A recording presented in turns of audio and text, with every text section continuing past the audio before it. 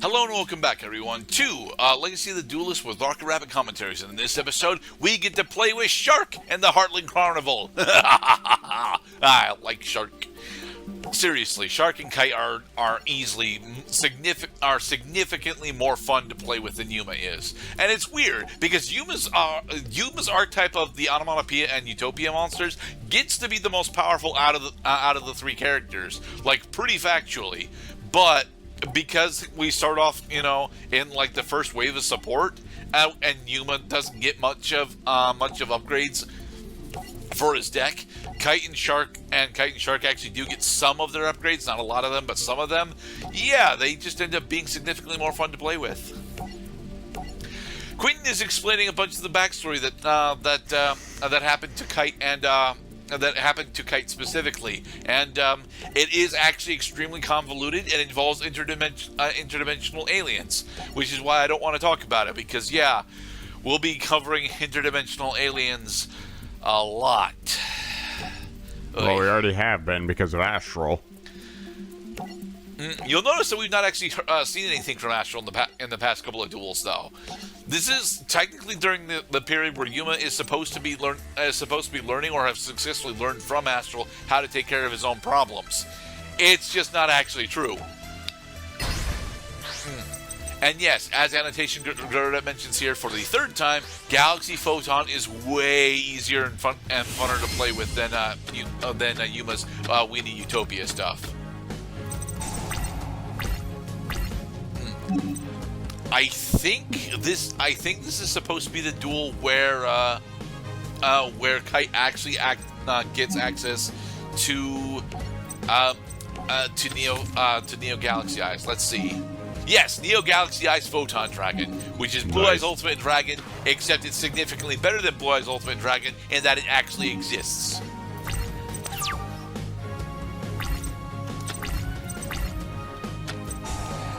And what say you to that, Charity. Mr. Cloud? One of the most dangerous openings for a game is Graceful Charity. But he made a very quiet move. If you bother to notice what he discarded, it should become pretty clear that we're not actually in all that much danger right now. Especially since we now have access to our own Galaxy Eyes Photon Dragon. And what was the face down card? It is Jade Knight. Yeah, Quentin is actually running. He's running the Gradius Space Fighter archetype. Nice.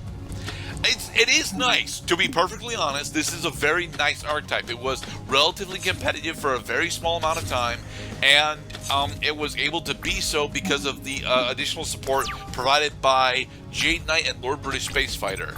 There is precedent for this deck to actually work. It doesn't work here. Oh, we could have inflicted piercing damage. We don't need to inflict piercing battle damage, though. And also that Mirror Force would have stopped us from doing piercing damage. Oh, what's this? We get to activate our Galaxy Eyes Photon Dragon effect in chain, banish both of our monsters, and therefore dodge Mirror Force. Nice. And then, because we simply blinked our monster, he gets to come back. In Magic the Gathering, they call that a flicker. You know what? Yeah, it's more a flicker than it is a blink because a blink specifically is immediately, and flicker, a flicker takes usually until the next phase in order to come back. Yes. Planet Pathfinder. And what field spell and what Gradius type field spell is he trying to get? He is not, for the most part. I believe the field spell that is actually in his deck is either... it's not Assembly Line, because Assembly Line is a continuous spell, but... I honestly don't recall what a field spell Quentin is attempting to go into. Yeah. Maybe he just wants a bunch of monsters with artworks that all look like they came from the Lost in Space TV show. Potentially. Probably not, but potentially. Danger, Kite Tenjo, danger. Galaxy Knight into our hand. have Galaxy Eyes Photon Cannon, Photon Dragon with Photon Trident. Quick play spell. Boom. Use the effect Massive of Photon amounts. Trident in order to blow up his other back row. Good choice. It was a trap of some kind. I think it was Birthright.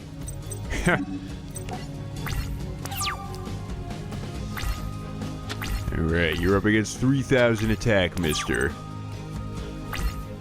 His plays have been largely very non-explosive.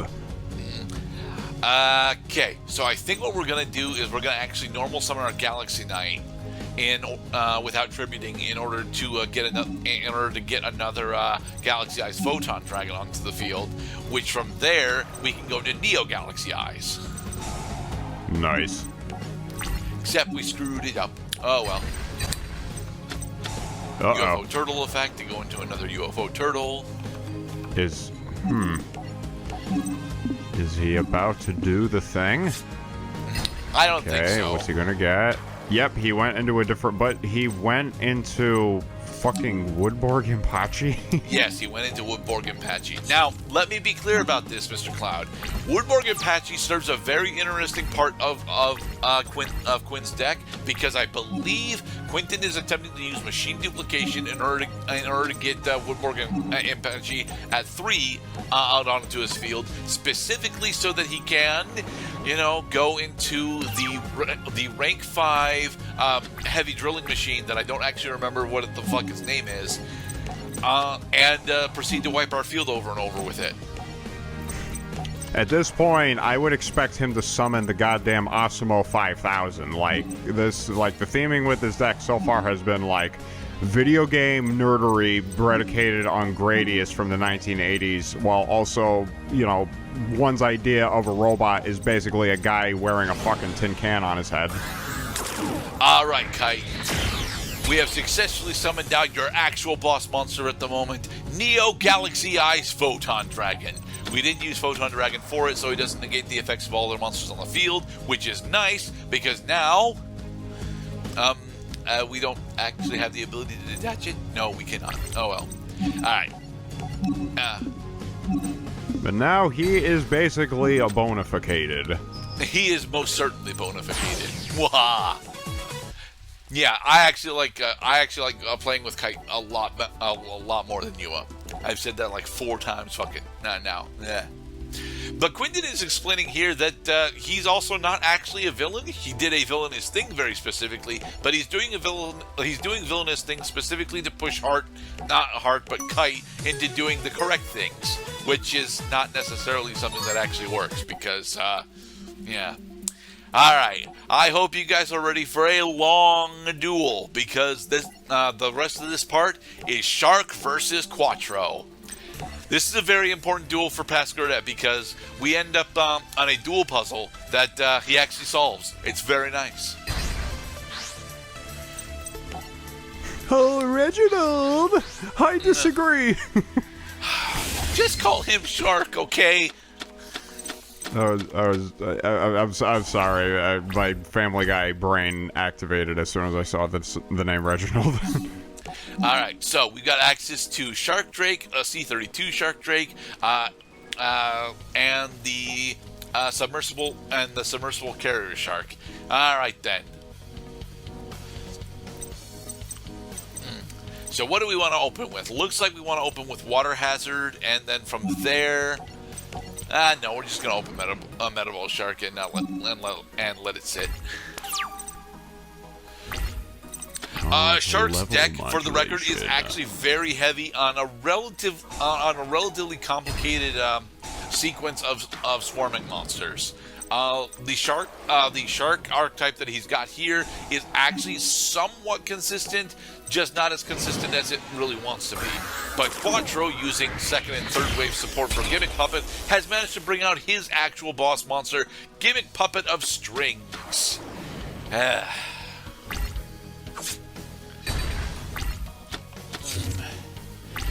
So, how do we deal with Gimmick Puppet of Strings, Mr. Cloud? Let's destroy his back row.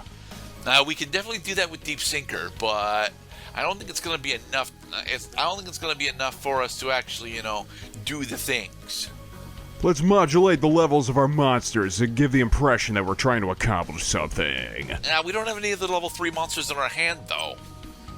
Well, let me just comment also that if I was sitting down in a tabletop setting and that's how my opponent opened, doing a bunch of shit I didn't understand nor had the confidence to ask him to explain himself and just accept on face value that he did the legal moves, I would have done the great contrast of playing maybe like 1 or 2 cards on the next turn and then just ending. Alright, so what we're going to do is we're going to activate, we're going to summon Deep Sweeper and then use its effect in order to blow up his back row. Nice. I thought that might be a good move. Alright, and then we're just going to end our turn. Thankfully, honestly, we did blow up Call of the Haunted, so we're not dead this turn. Okay, how many monsters is he gonna fucking summon this turn? No, 1. He's just gonna summon Scissor Arms, ditch Dreary Doll into the graveyard, and then from here, activate Dreary Doll's effect, banishing on different gimmick puppet in order to special summon it. A level 8 monster with a level 8 monster with 0 attack and 0 defense. But why? So that he can specifically eventually go into yet another gimmick puppet of strings.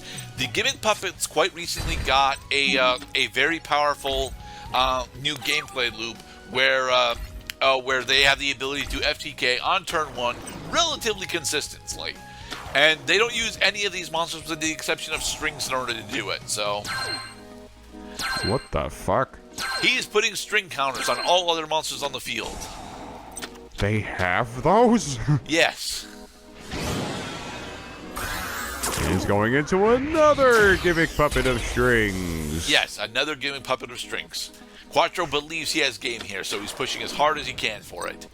A non-legendary creature. But he's also putting string counters on everything, specifically in the event that he doesn't have game, and we just have like a negate attack, he can then just blow us up. Thankfully, Mirror Force will save us. Ah, he overextended. Beautiful. He I love overextended it. a fuck ton. So, from here, it should be relatively easy for us to clean this up, especially since we got shark stickers. Haha. Shark stickers. It's a shark with stickers. Well, it's more or less a Remora. I mean, we have Ixie's Remora in our hand, certainly, but...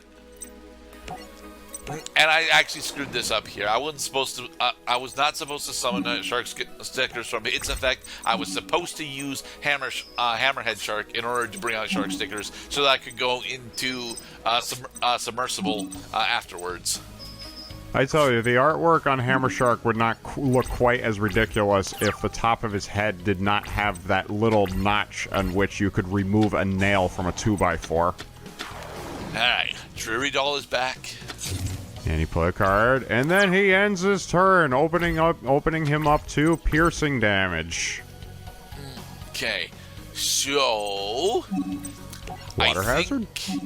Yeah, we're just gonna go for the piercing damage. And then go for Hammer Shark. No. No! We have been hit with Call of the Haunted. No! Oh, crap. We just lose now. You see, you think that we just lose now, but... Oh, because Shark Stickers was... What I thought that you can't... What? Does Shark Stickers just happen to have the ability you could change his battle position any time? No. We didn't summon it this turn, Mr. Cloud. We summoned it last turn. Oh. Gosh, everything's happening so fast this game. Turn 1, he gets out of fucking rank 8. What the fuck? I don't even understand how we did it. I just said okay. Alright. So, thankfully, he doesn't have Ixie's materials on his gimmick puppet of strings. So...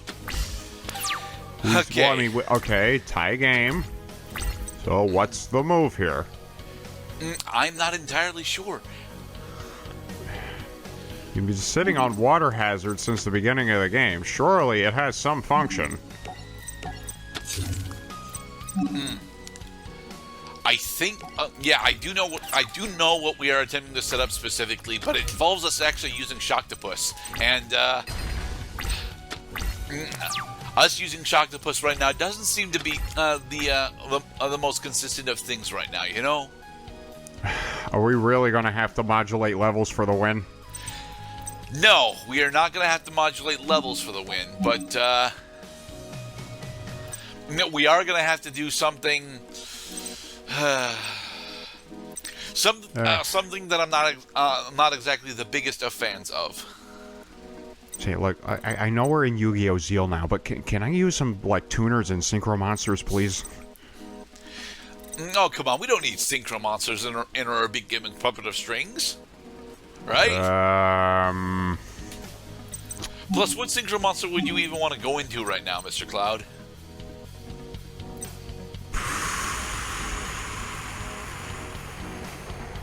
The level 2 one. Formula Synchron? I can't possibly go into Formula Synchron.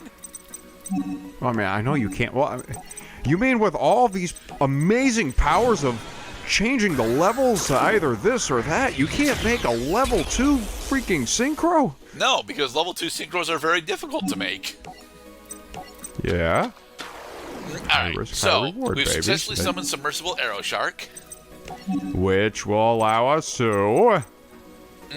It will allow us to specifically to special summon Ixie's Remora after we detach two materials from it. What? And then we can activate Ixie's Remora in order to bring back. We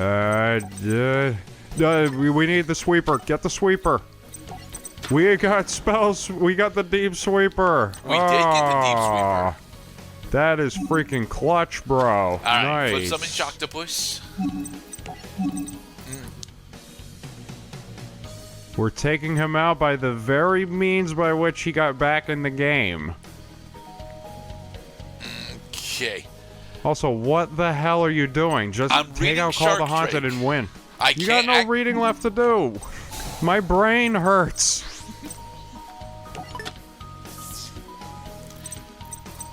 So, that didn't work, Mr. Cloud. Well, why didn't it work, though? Because Ixie's Remora negates the effects of the monsters that it special summons. Oh, God. Fucking damn it. You're telling me that we didn't read enough? Yes, we did not read enough. Ugh. Alright, so now we're going to successfully special summon number 32 Shark Drake. You know, the info wait bot would become like my mascot when I sit down for games, because every time I sit down for a game of Yu-Gi-Oh!, I'm going to be like a child in 2nd grade who gathers around with all his 2nd grader classmates and just get ready for story time, because we're going to listen to a story. And the story is, the name of the story is Mr. Cloud Loses the Duel. Chapter 1. Mr. Cloud successfully summoned Shark Drake Wise. Turn the page. Mr. Cloud successfully attacks with Submersible Arrow Shark, and then uses the effect of Shark Drake Wise in order to win the game. To get... No, but we already tried this. Didn't we? Too many things are happening. And attack for 2,800. Oh, thank God. Okay, see, that I can understand. How about just make it a simple fucking math problem? Alright. I am actually very happy that I managed to dig my way out of that. That was a very awesome duel, in my personal opinion, and for my experience. In the next episode, we will continue on with the Heartland Carnival in Yu-Gi-Oh! Zeal. Be safe, everybody. Ooh, double Foolish Burial. Yay!